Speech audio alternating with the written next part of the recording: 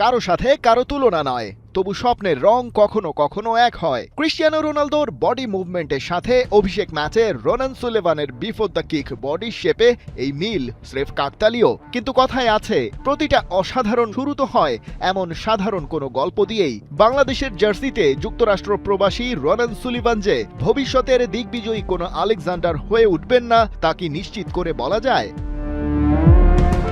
বড় দুই ভাই যুক্তরাষ্ট্রের প্রফেশনাল ফুটবলে নিজেদের ক্যারিয়ার গড়ে নিয়েছেন। অন্য দুজন রোনান আর ডেকলান সুলিভান সিদ্ধান্ত নিলেন খেলবেন বাংলাদেশের হয়ে। তাদের নানা ছিলেন জার্মান, সেই সুবাদে ইউরোপিয়ান ফুটবলেও যেতে পারতেন। ভাইদের মতো যুক্তরাষ্ট্রে খেলার অপশন তো ছিলই, কিন্তু নানির সূত্রে শেকড়ের টানে সাড়া দিয়েছেন।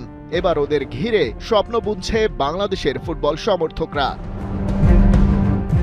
পাকিস্তানের বিপক্ষে অনূর্ধ্ব ২০ সাফে অভিষেক হয়েছে রোনানের। জয় এসেছে তার সুবাদে আসা জোড়া গোল থেকে।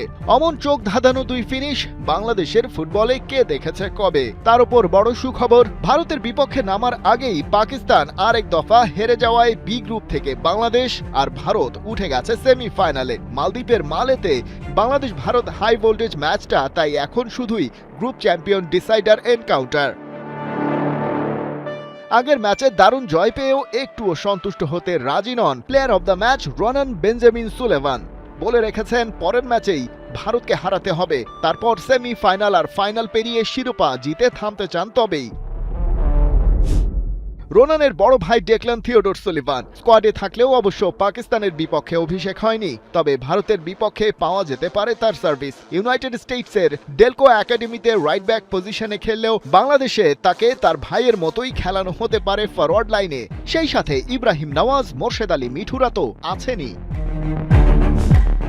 বয়সভিত্তিক পর্যায়ের এই সাফের আগের ভার্সন অনূর্ধ্ব ১৯ টুর্নামেন্ট ছিল গেল বছর। ফাইনালে টাইব্রেকারে এই ভারতের বিপক্ষে হেরেই ট্রফি জেতা হয়নি মিঠু চৌধুরীদের সেই একই প্রতিপক্ষের সাথে। তাই এই ম্যাচটা প্রতিশোধের মঞ্চ। ড্র করলেও গ্রুপ চ্যাম্পিয়ন হওয়া হবে না, কারণ গোল ব্যবধানে এগিয়ে আছে টিম ইন্ডিয়া। পয়েন্ট টেবিলের এখন তেমনই হাল।